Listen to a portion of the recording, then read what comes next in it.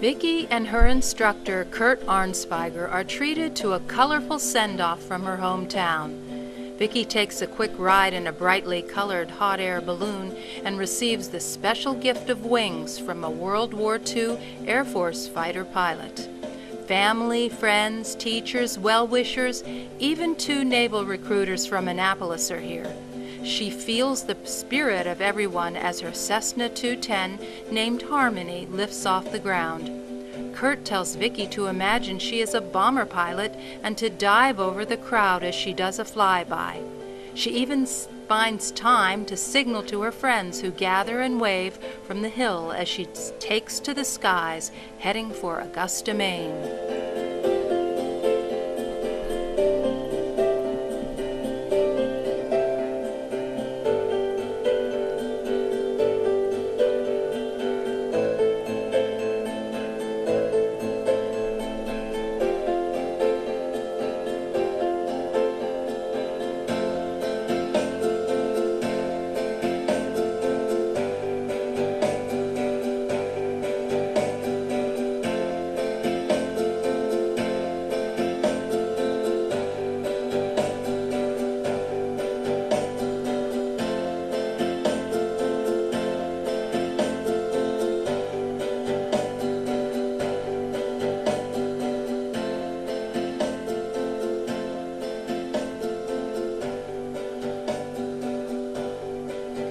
On the morning of her bon voyage, a marching band plays and Vicki gives a speech on a farm wagon before a crowd of reporters, photographers, and well-wishers.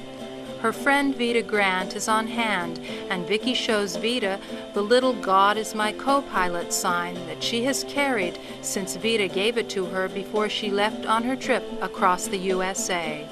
Peter Thompson gives Vicki a letter to be delivered to Richard Branson when she gets to England. She is proud to be an honorary ambassador for the United States of America, for the state of Pennsylvania, and for the state of Maine. Vicki does an awesome flyby for everyone before she sets course for Goose Bay, Canada.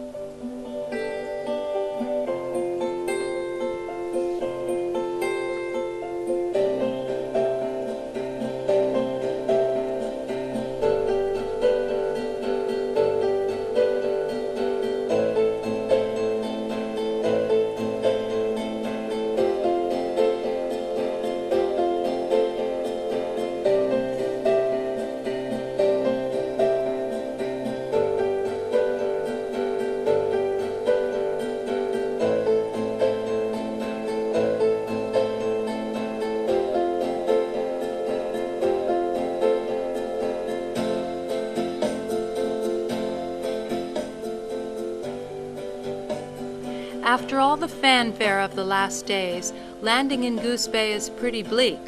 It can only be reached by plane or boat, so not many people ever get here. Vicki is reminded of how lonely a place it is when she has flashbacks of being there when she took a pre-trip with Kurt back in February. For company, she talks with her sister and grandmother on the phone, but spends a tough night. She faces some prejudice the next morning when the airport manager gives the weather report to her instructor instead of Vicki, and that frustrates her. Coincidentally, it is the weather that gives her a challenge on this next leg of her journey.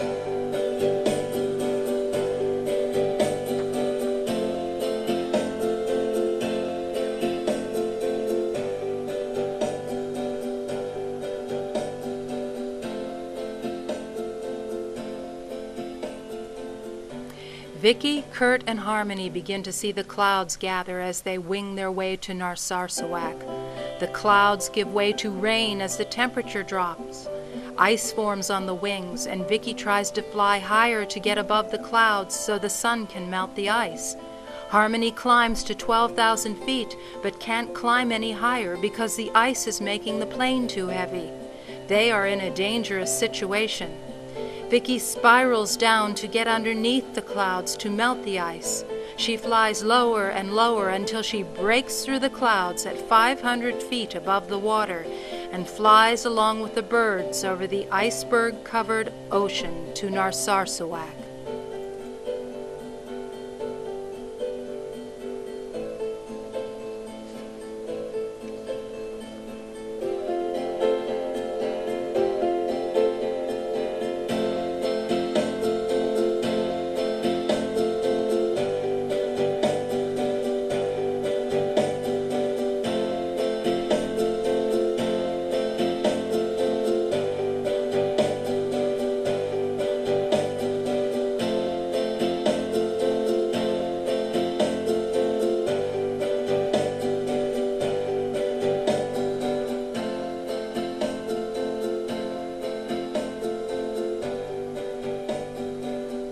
She lands in a gap between two mountains of ice, typical for this time of year, and is greeted by a crowd of Inuit children who carry signs welcoming her and chant, "Vicki, Vicki, Vicki."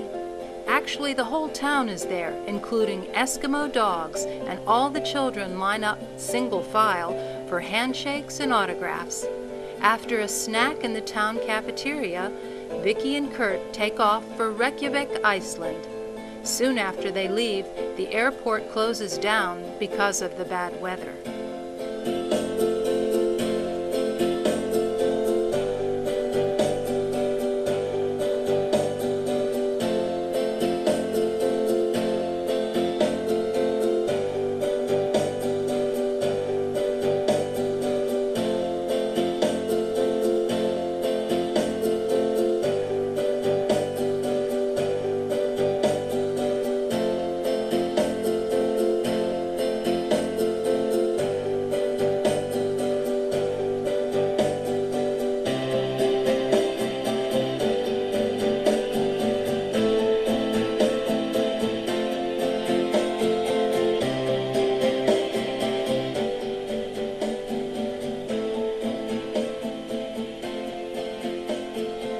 After flying over glaciers, Harmony lands in Reykjavik, and Vicki is greeted by her parents, who fly from New York City to be with her.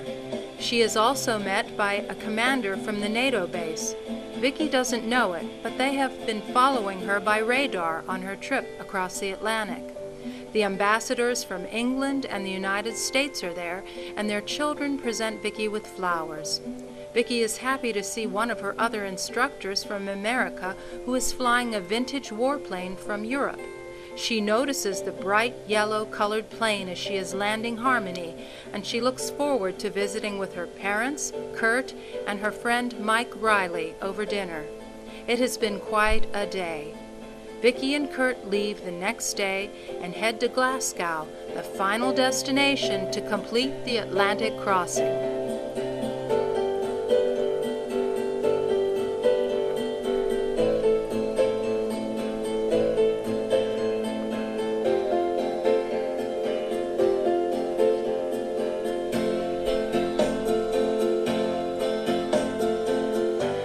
Again, the weather is a problem. There is a lot of cloud cover, and it forces Vicki to fly higher. This time there is no icing problem, but the plane reaches 13,500 feet and they are not prepared with extra oxygen, so Vicki experiences a headache and lightheadedness before they can descend below the clouds.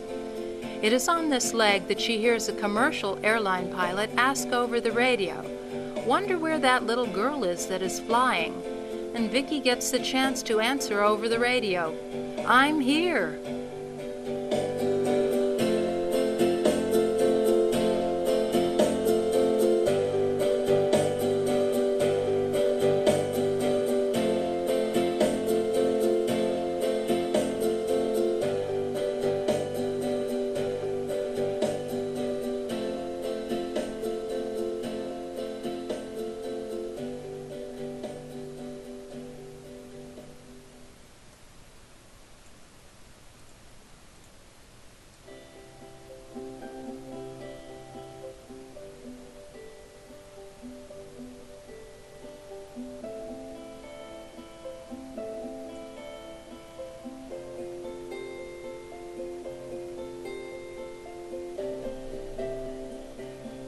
The winds are very strong, and Vicki makes a great crosswind landing as Kurt tapes her using a camera for the television show Dateline. Vicki lands and everyone celebrates. Lots of reporters, questions, and the uncorking of champagne. She dines later with her parents, Kurt, and a crew from the BBC, the British Broadcasting Company. The next day she takes off for London.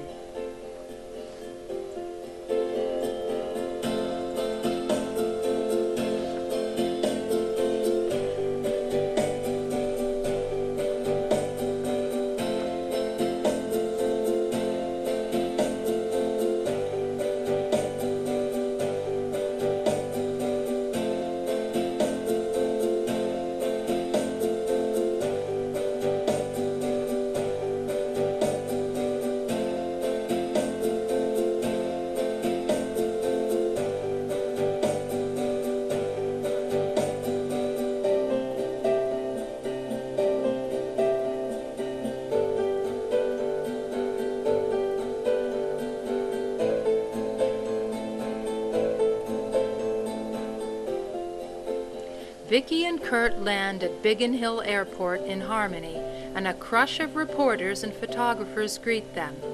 Vicki does a live interview with CNN, CBS, and NBC. Little does anyone know what she has just been through. Instead of landing, the BBC wanted her to keep circling around the airport so they could take more pictures and then wait for them to put the door back on their plane. Vicki tells them that she is landing whether they like it or not. Safety in the air is the most important thing, and for her, circling around in crowded airspace is not a good choice. After she lands and is interviewed, they want her to go back up and pretend she is landing for the first time so that they can get more pictures. What do you think Vicki says to that? No, of course. She takes in the sights of London for a day. The next morning before Vicki leaves for Paris, she, Kurt, and her parents get a big surprise. Richard Branson, the richest entrepreneur in England, calls them at their hotel to have tea. Vicki takes a very quick shower, the fastest of her life, and they meet him in the restaurant downstairs where they talk and both share dreams about traveling to Mars someday. She gives him the letter from Augusta. Off to Paris.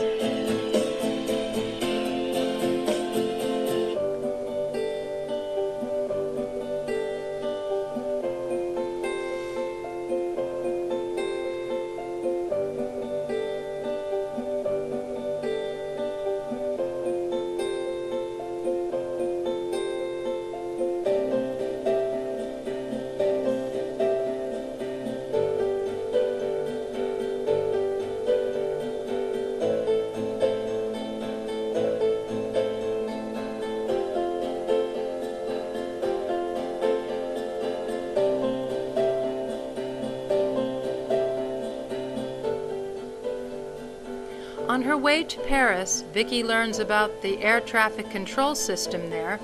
The airspace is very crowded, and it is difficult to understand French air traffic controllers trying to speak English on a headset. The next morning, Vicki and Kurt leave Paris and fly to Fiume, while Vicki's parents drive there with a photographer that asks to accompany them.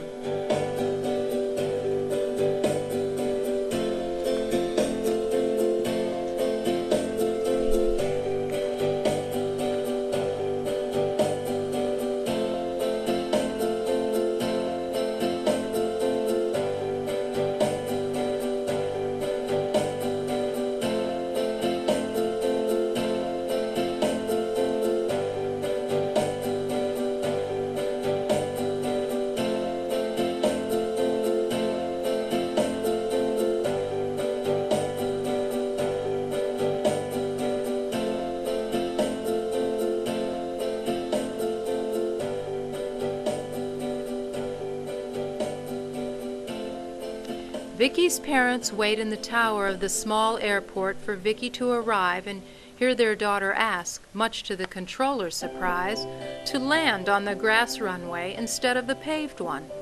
Vicki is used to landing on grass because of her training back in the countryside near Meadville. She is greeted by the mayor and a busload of townspeople who shower her with flowers, food, speeches, hugs, and kisses. As an ambassador from her town, Vicki delivers a plaque from her city to the sister city of Fiume, and then spends a few days there where they have a parade for her, lots of dinners, tours, and memorable moments. Next, it's Brussels.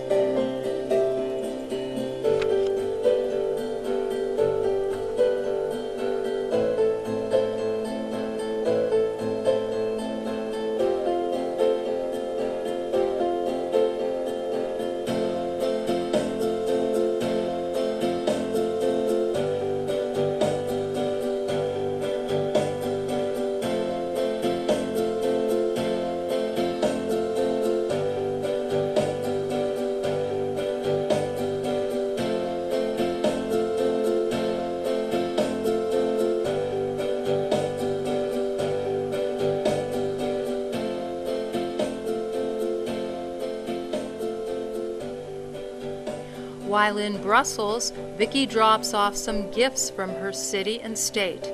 The mayor sends his regrets because he cannot be there to receive them. They stop for a snack and soon are on their way. Vicki is impressed by how the rooftops change as she flies from one country to another.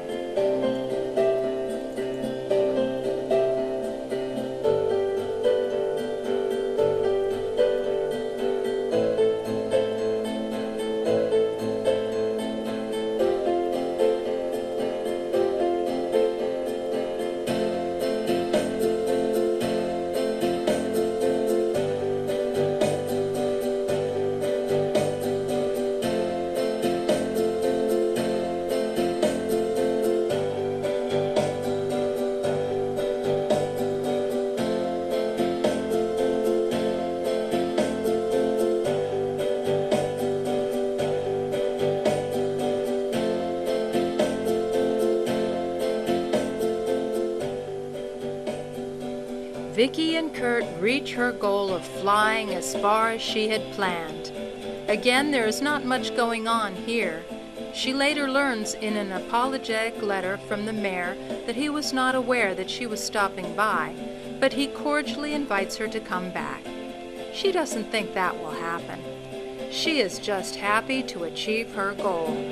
Vicki has done it.